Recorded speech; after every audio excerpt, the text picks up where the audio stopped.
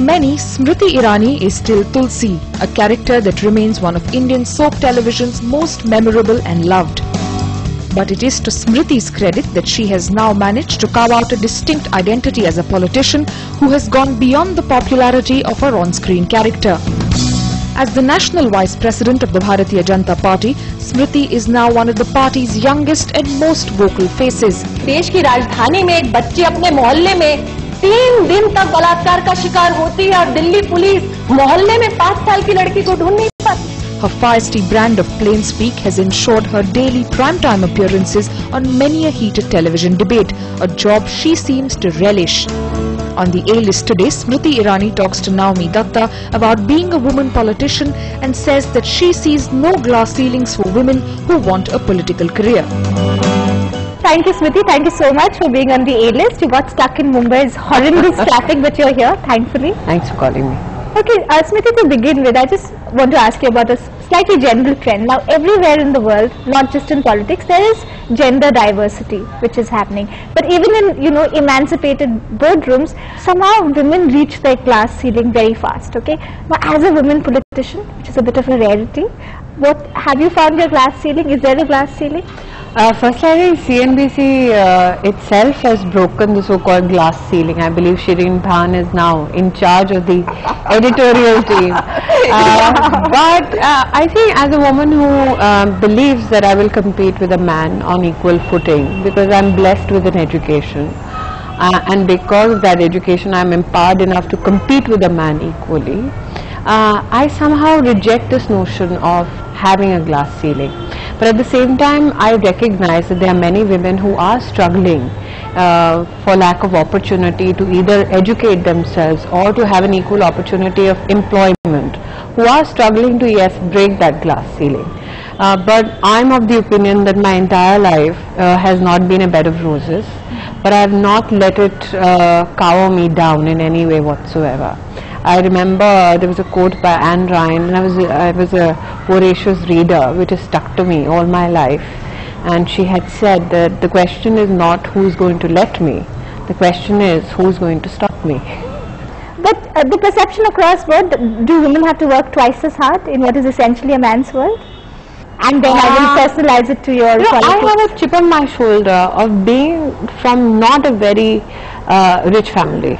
Okay. I've always had the chip on my shoulder, and I've always been accepting of it. I've never denied that that is a chip on my shoulder. I mean, I've lived with it.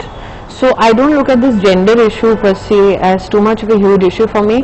For me, the economic disparity, the background that I came for was so large that for me that was an issue, that I was from the not haves, have-nots, and who's come to this position now. So possibly I've never looked at the gender divide per se. I've always looked at the economic divide, and I've always confronted that, and in my personal life, in my entire journey, that has been a more of a relevant relevant circumstance or a relevant issue, not the gender issue. But what is tougher, getting the women in or sensitizing men to have women be part of the political process? I am quite lucky to be a part of an organization which doesn't look upon a particular issue as only a woman's issue. I remember when the Delhi rape tragedy had taken place. At that time, when I was in conference with all my leaders, including the male members of my party, we had all come to a similar conclusion, that let our voices be heard unitedly as men and as women. Let not there be an impression given that because it's a security issue related to women, that only women in the party will speak. So I think that in my party, I don't need to go an extra mile to convince the men, because thankfully it is the men in the party actually who for the first time changed the constitution of the party and gave reservation for women within the party. We're the only political organization to do so. So men didn't need that much of coaxing, in my party at least. But in Parliament, we are lower than the global index. There is 11% representation of women. Now, does that reflect on the quality of legislation? For instance, when you're talking about the anti-rape bill. Do you miss the feminine voice, the female voice in parliamentary proceedings? Would I want much more feminine power to be reflected in Indian Parliament? Of course I would. But the ladies who are representing various political organizations spoke during that particular, when that bill was being passed. But I think fundamentally what we are all pursuing is that one stage where the 33% reservation bill is passed in Parliament. If you notice, our history will show that the BJP, irrespective of being in opposition in the Rajya Sabha, in fact is the one which strengthened the government to pass the 33% reservation bill in Rajya Sabha.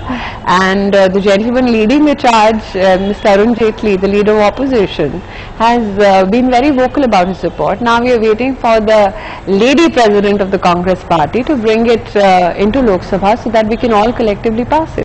My agenda is very clear. And when it comes to legislation, I'll pore over each line, each comma, each full stop to ensure at least there are no loopholes when it comes to a citizen getting justice, when it comes to a citizen getting fruits of development.